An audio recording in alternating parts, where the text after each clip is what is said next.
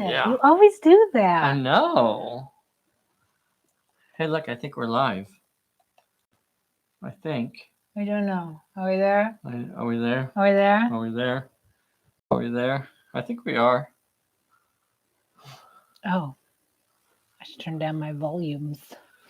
Yeah, we could try to get a volume check from the boys and girls. We have a D.W. Low. We have an E.S. Taylor. We have a Ptolemachus. We have a Vern Chesky. Yay, Vern can join us tonight. Yay, Vern. Yay, Vern. So we're closing in on the end of the Perilous Island campaign, boys. We have 4 more. 4? 3 more scenarios. 3. Well, that can't be right because it's supposed to be. Oh yeah, it's 11 weeks. Yeah. Oh, I thought it. Why did I think it was 12? Okay, yeah, the last 3 weeks.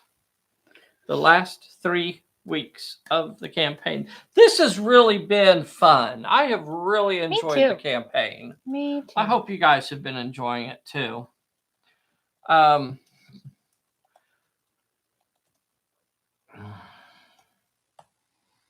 You okay? Yeah. Okay. There's what has been really fun is seeing the players really think about what they're going to do in between the games. Mm-hmm. So you see them thinking about spending their experience points. You see them thinking about how they're going to spend their resource points and their assets and things like that. So really cool, really cool. That's a part of the game which we haven't really seen. We're only going to be going live here in about 3 minutes. We're going to be going live in about 3 minutos. Got some big news. All the news. All the big news. Exciting big news tonight. Something that I haven't even shared with you guys yet. But we will be going officially live in about 2 minutos. Oh, you're so international. I know. Yeah. Wow. Yeah, it's true. Yeah. So I'm excited now. Now that we're down to the last 3 games, the last 3 weeks, have to start thinking about what we're going to do next. You know, what do you guys think? Any suggestions, any ideas in the next minute and a half or so? And go. And Bessy, thoughts? Oh. For next, when we finish up the Perilous Island campaign? Let's switch it up and play as Pulp Valley scenario. Oh. What do you think? It's outside of the box. It's maybe a little radical, a little new age. Yeah. You don't have to decide right now. You can just think about it. You can ruminate on it. Huh? So, 30 seconds. 30 seconds. Oh, now I'm getting nervous. Now I'm getting the pre-video jitters. Ooh, a Pulp Valley cookbook. A Pulp Valley cookbook. Pulp Valley, the Netflix series. Oh. Pulp Valley radio show. Oh. Pulp Valley coloring book. Oh, yeah. You know what? And try this on for size. And I this is serious. This is serious because I need some feedback on this one. Pulp Valley lunch boxes. Big, clunky metal Pulp Valley lunch boxes. I would be lying if I told you that I had not already been looking at lunch boxes and trying to figure out how we could customize them with a big old Pulp Valley sticker or Pulp Valley screen printing or something like that. Hey everybody, this is Dave here at Pulp Alley and we are live. I am with the world's most dangerous Bessy. Look at her. She is dangerous. Pew pew. Got a lot of fun stuff to go over tonight. Let's start off with some big, exciting news. If you saw the video that I did earlier today at about 10 o'clock, was talking about the idea that we had uploaded the files to the printer. So we were hoping that maybe within the next 3 to 5 days, we would get a e-proof back and we'd be able to start printing. Moments ago, just before the big broadcast, the big live broadcast, the televisual event, we received notification that the e-proof was ready for us to review. Yay. How exciting is that? So that means we are like one step away from ordering China Station books and a big old honkin' stack of characters books as well. So, knock on wood, or at least for Micah, as long as the e-proof isn't fatally flawed in some way, then we're moving ahead with printing. Now, I was too nervous to even open it. Like, we downloaded the e-proof, but I could not open it because I was too scared that, I figured, I can't look at it now because then I'll be, too upset if I get on the video and something's wrong. So it's like Schrodinger's video, right? At this point, it can go either way. It could go either way. Whatever, So that's the big news. That is like groundbreaking, major milestone. That means basically another big chunk of the production stuff is done, and we are about to order them books. So, due to everything that is going on in the world, you heard about this Omicron or whatever this crazy new thing is? Forget about it. I don't know. I can't keep up with the kids today and all their fancy new viruses and stuff. The lingo. The jargon. What? You nailed it. What was I going to talk about? Oh, was this. There's still a chance that we could get those books back and start shipping before the end of December. There's still a chance that we could still get all of the stuff, also added to the store so that everybody could start buying it before the end of December. That's really our goal, and that's what we're shooting for. Doesn't mean it's going to happen. The world being the world that it is these days, we may not get the books back before the end of December, and we may not be able to start shipping until January. And I've come to terms with that, and I hope you can too. As frustrating as it is, I can only change the things I can change. So that's something I don't have any control over. But we have a lot of fun stuff to go over tonight. I'll just remind y'all, if the China Station PDF was part of your rewards, you should have that file already in your inbox. Bessy sent all of them out, so make sure you check your email, check your spam folder. And if you don't have it and you think you're supposed to have it, then be sure and telegraph us. It would be better if you just emailed, because I don't have a telegraph office near Radiogram. If you'd like to radiogram us, you can do that as well. Radiogram or email, apparently. Oh, yeah, because email's the weird one. We just hit like 1,400 subscribers. I thought that was pretty awesome. That's like... You guys know what this shadow ban is? Like, you know what shadow ban is? I've heard murmurs and rumors. What do you think it is? I think it's where your views go down, but you don't know why. Yeah. So, like, for quite a while, we were getting like a lot of new subscribers.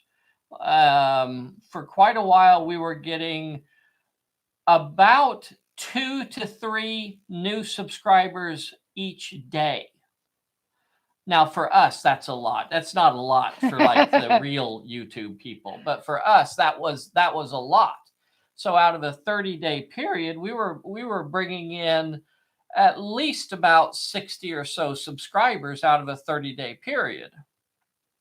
And then it's like somebody just shut off the nozzle, and all of a sudden our new subscribers, we were still getting the same number of views. For the most part, we were still getting the same number of views, but we were not being put in front of new viewers anymore, because our new subscribers, and I mean a drastic drop in new subscribers, where we were getting 60 in a 30-day period. It went down to less than 10 in a 30-day period. That's a huge drop between those two. So who knows, what's going on. You know what it was? What was that? Your Monopoly talk. Oh. They came for you, buddy. Oh, you know what? It might have been. That might have coincided with my love of the wonderful game called Monopoly. Okay, if you heard me ever say anything different, I'll that's a lie. It's a dirty lie. There is video. Oh, it's probably still out there too. It was even in our best of 2021. I guess you could say it was a deep fake. I hate Monopoly. Hey. Oh, I mean, anyway, good on you, Monopoly. He has strong feelings. You can neither confirm nor deny. So, at this point, we are shipping out rewards as we can. So if somebody has stuff and we have the stuff, we are shipping it. We are shipping to, hopefully we're going to be putting together a box and sending a big box of goodies off to Sally Forth, Chris in the UK, so he can divvy it up and start sending it out to the Europe backers as well. So we're trying not to sit on stuff just to sit on it. So if we can ship it, we're trying to get it out the door. So that's where we're at right now. I'm going to be so glad when this is all done. I know. We're going to have to start a new project, though. So let me know what you guys want to start next. I think it's the fanzine, kid. I know it's the fanzine. Has anybody mentioned it lately? No. I haven't forgot about the fanzine, but trust me, my bandwidth is only about this. And right now it's being stretched beyond that. And so what's on my plate right now is all I can deal with. How wide is your bandwidth? It's only about like this. That's all I got. Oh. Okay. That's it. 14 inches. All right. Hey, Bessy. Hey, what? Do you have something you'd like to share with the boys and girls at home? I have a letter. A letter? I do. Hey, you know what? We got this really cool, and it's actually on the Facebook. I think it was on the Facebook Pulp Alley Players group. So somebody wrote this really nice little comment, and Bessy thought she'd like to read it to you guys in case you haven't seen it. So, okay. This is from Charlie. Mm-hmm. Hello, all. I've been trying to scratch my gaming itch for Pulp-style games for years. For the longest time, I was using a set of rules that supposedly only takes 2 hours and is full of tables and charts used to play. They actually work well, but can become tedious because of rolling and checking the tables. Yeah. You guys know what he means there. It was one of those things, one of those bizarre things that we did when we sat down to start designing Pulp Alley, as we made a list of what we wanted in Pulp Alley and the things we didn't want in Pulp Alley. And one of the first things that got added to that list was, we don't want to have to look at tables and charts during the game. Never. So the game is purposefully designed that way. We don't want, during the game, we want to be looking at the table and looking at our toys and looking at the terrain and playing the game. We do not want to have to go look in a book or look up a table and cross-reference this item and this item, and oh, I rolled this, so this means that, that sort of play. That really disengages it just makes me disengage from the game when I have to go looking stuff up in the book. I would much rather not have to do that. So that was a big one on our to-do list. Another one, this is funny, and if you haven't seen it, you ought to look at it. We don't use abbreviations. Have I mentioned that? Have I mentioned that we don't use abbreviations in Pulp Alley? Now, there is a place that an abbreviation shows up, and it kind of, it was hard for me to do, but there is like one place where we actually use an abbreviation. But other than that, we don't abbreviate stuff. Like on the character cards for the shoot skill, there's not an S or an SHT or a picture of a gun or something like that. It just says shoot, That was one of Mila's contributions as well. She had a lot of good, smart ideas like that just said, hey, let's not do that. Okay. Let's continue on with Charlie's letter here. Okay. I've also used the TV channel rules that were fun, but not as adjustable to other themes as they would like you to think. Yeah. Yeah, we've heard that a lot. When we started designing Pulp Alley, we had a very big net in mind because pulp to us is a very big genre. Pulp to us is horror. It is swashbuckling. It's detectives. It's sci-fi. It's barbarians. And fantasy and magic. It's all of those things. Like that's what pulp is to us. So Pulp Alley was always written westerns, westerns too, war tales. It was always intended to catch those ideas. We don't have to introduce a bunch of special rules or release here's a new version of the game that's like the old version, but we added a couple little tweaks and we're calling it something different.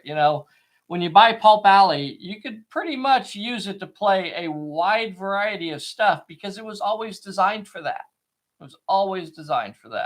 I hate action points. I hate games that have action points, where you have to spend an action point to activate a character. And this got my goat when somebody showed me this game that had, you had to use action points. Like at the start of your turn, you count up how many action points you get that turn.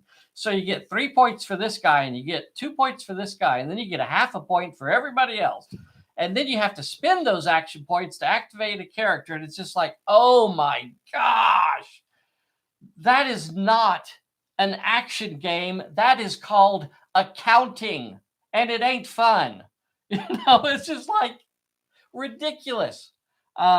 Anyhow, just goofy stuff like that. There are folks that like that stuff. I don't happen to be one of them, So there you go. Okay, continue on with the letter. Okay. I came across Pulp Alley completely by accident and downloaded the free trial rules. I was hooked. These rules do everything I could ever ask for, including having all kinds of pre-generated character cards that allow me to just plug and play in any theme. After watching many of the playthrough videos, I found myself watching just to see what would happen next, just like watching the old serials. Congrats to Dave for designing such a great set of rules that actually work. I hope to be posting a few pics of the first game I do. Cue the music. Yeah, that's cool. That is really cool. I'm going to tell like almost a kind of a personal story here. Okay. I just love when folks send us letters like this, or I hear people talk about this. We've been doing this silly little game of ours for over 10 years now. And we've had folks, come up to us and say, I had given up on miniatures gaming until I found Pulp Alley. And that got me back into miniatures gaming. It's a very different set of rules, and it's not for everybody. I happen to really enjoy it. I've been playing it for 10 years, but it's those moments that, you know, they really warm your heart, and it makes you Yeah. feel like maybe you've done something right. And I'm going to tell a little bit of a personal story here. Back when I used to play Dungeons and Dragons a lot, you know, I bet you like a lot of you, I used to play Dungeons and Dragons a lot, like in high school and stuff like that, when I was actually supposed to be doing homework and things. Shocker. We were playing D&D instead. Um, and we had so much fun. We had so much fun with it. But then I found a game called Rune Quest, and it was just eye-opening. Um, it put rules in a way that just made so much more sense than D&D. And I was just like blown away. I was like, oh my gosh, you know, why does anybody play D&D when there's this set of rules, you know? Like how is this not what people are playing? So it was and it's so I get it when people share these kind of stories with me, because I've had those kind of stories as well. You know, where, you know, we were playing along with D&D and we thought it was perfectly fine. There was nothing, we had a lot of fun with it, and then we found a set of rules that really blew D&D out of the water. And sometimes that's pretty exciting when you can find something that works, Yeah. you know, and to that extent. Let's see, what else do we need to share with the boys and girls today? Do you want to give them a one more personal bit of news? How personal can we get tonight, boys and girls? You tell me. Do you want me, huh? Give me some feedback out there. Who wants a little bit of personal info? Nobody? No one said anything. Nobody so I says guess I guess we're anything? good to go. So I'm gonna go ahead and tell them. Oh, are anyway. you? Yeah. Hey everybody, guess what? Hey, what? Bessy's gonna have another baby. Aw, baby. That's why I've been putting on so much weight lately. I'm getting ready. I'm getting ready. Yeah. So how exciting is that? So Max is going to have a little sister. We are expecting a little baby girl in March, sometime in March. So be sure and give Bessy some congrats. A new addition to the Pulp Alley family. Aww. Aww. All right, boys and girls, is there anything else I need to cover tonight? Is that it, Bessy? I think so. I think we covered it all. Okay. Any questions for the boys and girls? No, it was all congratulations, and then we started talking about sci-fi, doing a sci-fi. Okay. All right, boys and girls, thank you so much for joining us tonight. Please be sure and join us on Sunday we are on the tail end of the Perilous Island campaign. This has been crazy fun. And this Sunday, it's going to be Matt Spence and Michael Greenhill going head to head in trying to sneak. Now, this is going to be a cool scenario. This is called the Forbidden City. And what they're going to have to do, do you guys know this scenario? Tell me. What they're going to have to do is they're going to have to activate 3 minor plot points simultaneously. You got to activate 3 minor plot points simultaneously to get the gate to the city to open. And then once it opens, I remember that one. Okay. Yep. And then once it opens, it only stays open for a limited amount of time. So as soon as it opens, everybody takes off running for the front door. Don't worry that there's a giant killing machine guarding the door, though. Did I mention the giant killing machine? Once or twice. There's a giant killing machine guarding the door. So with its laser ray beams, bzzz, that sort of thing. So how? That sort of thing. Oh. So the Forbidden City. What are the chances that they can coordinate and work together to activate Ooh. 3 minor plot points? Who's Matt Spence all playing? Matt Spence and Michael Greenhill. How many times do I need to say it? He's Minerva, right? Minerva and I mean, Lucky Dundee. I don't want to point fingers. See, the Dundees only have 3 characters to begin with. What are they going to do? How are they going to possibly coordinate to get all 3 minor plot points activated simultaneously on the same turn? I think they can handle it. I don't know. I feel like it would be like Minerva to be like, oops, I missed that one. Oh.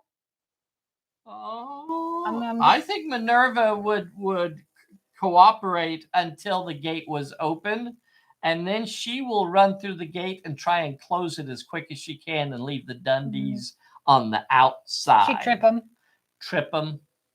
Throw a banana peel. And she knows Millie can't say no to that. Can't say no to a banana. So, banana. Everybody join us on Sunday. It's a live game. Who else does a live game every week? Pulp Alley. That's pretty much it. Join us on Sunday, 10 a.m. for a live game. And I guess that's all for tonight. Yeah. Roll the credits and cue the music. Night, everybody. Oh, I can't do this.